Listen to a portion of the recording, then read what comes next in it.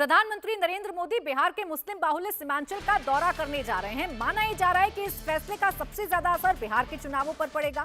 अब मोदी पश्चिम बंगाल से सीधा बिहार जाएंगे। प्रधानमंत्री नरेंद्र मोदी आज पूर्णिया एयरपोर्ट के नए टर्मिनल का उद्घाटन करेंगे। साथ ही मोदी 36,000 करोड़ की परियोजनाओं का शिलान्यास और उद्घाटन भी करेंगे। इसमें एक वंदे भारत एक्सप्रेस ट्रेन भी शामिल है। पूर्णिया सीमांचल में आता है। पूर्णिया एयरपोर्ट से सीमांचल के 4 जिलों में रहने वाले लोगों को एयर कनेक्टिविटी का फायदा मिलने जा रहा है।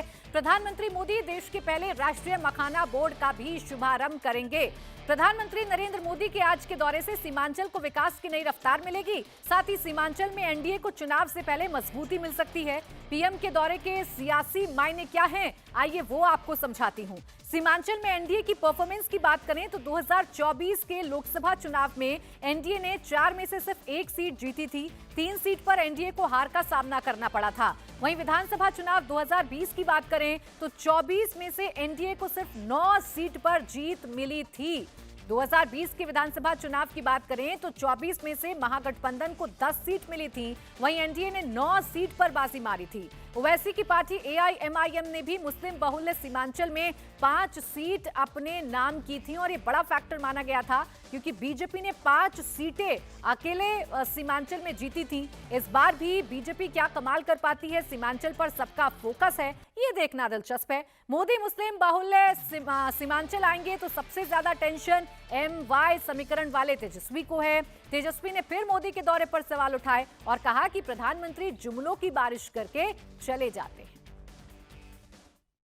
लोगों की तरक्की, बिहार की तरक्की, गरीब के बारे में बात नहीं करेंगे, पढ़ाई, दवाई, कमाई, सिंचाई के बारे में बात नहीं करेंगे। हम तो उम्मीद करते हैं कि प्रधानमंत्री जी पूर्णिया आ रहे हैं तो वहाँ के मेडिकल कॉलेज भी चले जाएं और साथ में हमारे चाचा को भी लेके चले जाएं, स्थिति जान जाएंगे क्या है।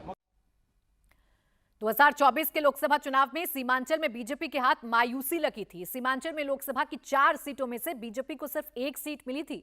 बीजेपी के खाते में सिर्फ अररिया लोकसभा सीट आई थी, जबकि किशनगंज और कटिहार में कांग्रेस ने बाजी मारी थी। वहीं पूर्णिया सीट पर निर्दलीय चुनाव लड़कर पप्पू यादव संसद पहुंचे थे। अब एक तरफ विपक्ष मोदी के इस दौरे को लेकर सवाल उठा रहा है, इसे चुनावी दौरा बता रहा है, तो वहीं केंद्रीय मंत्री तेजस्वी यादव पर हमलावर हैं। चिराग पासवान ने विरोधियों पर जमकर हमला बोला। चिराग ने कहा विपक्ष को बिहार में विकास नहीं दिखता, उन्हें सिर्फ वोट बैंक की राजनीति से मतलब है।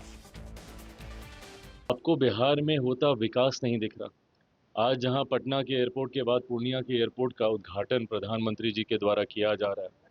बिहार में 2 एम्स दिए गए हैं। एक के बाद एक प्रधानमंत्री जी का ये 10वां 11वां संभवतः ये उनका दौरा है। जितनी बार प्रधानमंत्री जी आए उतनी बार हजारों करोड़ की राशि की परियोजनाओं को बिहार के लिए समर्पित करके गए। और अब तो बात सिर्फ शिलान्यास तक नहीं है, उद्घाटन भी कई ऐसी परियोजनाओं का प्रधानमंत्री जी के द्वारा किया जा चुका है। मैं मानता हूं विकसित बिहार बनाने के जिस संकल्प के साथ हम लोग आगे बढ़ रहे हैं, उस संकल्प, उस मुहिम का मजबूती से नेतृत्व प्रधानमंत्री जी के द्वारा किया जा रहा है और डबल इंजन की सरकार का लाभ अब बिहार और बिहारियों को दिखने लगा है। ऐसे में विपक्ष को जो कहना है, गाली गलौज करना है, चोर चोरी जैसे शब्दों का इस्तेमाल करना है, माताओं बहनों को अपमानित करने का काम करना है या विकास को छोड़कर क्षेत्रवाद की राजनीति करनी है, ये विपक्ष को मुबारक हो। हम लोग जिस लक्ष्य के साथ आगे बढ़ रहे हैं उस लक्ष्य पे बिना भटके, बिना डिगे हम लोग आगे बढ़ने का कार्य करें। इधर प्रधानमंत्री मोदी के बिहार दौरे से पहले एनडीए कैंप में नई टेंशन शुरू हो गई है। केंद्रीय मंत्री जीतन राम मांझी ने सीट शेयरिंग में 15 सीटों की डिमांड कर दी है।